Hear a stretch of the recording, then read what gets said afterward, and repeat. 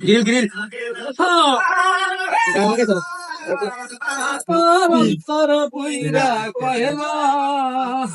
মুরগি একটাই দূরা এটা লাগে কত মানুষ দেখে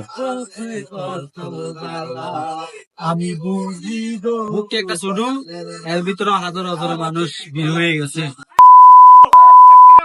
এটা উঠবো বিদ্যুৎ নিয়ে এটা সাইড আমি এটা চিন্তা করছি তোরা দে ভালো করে দে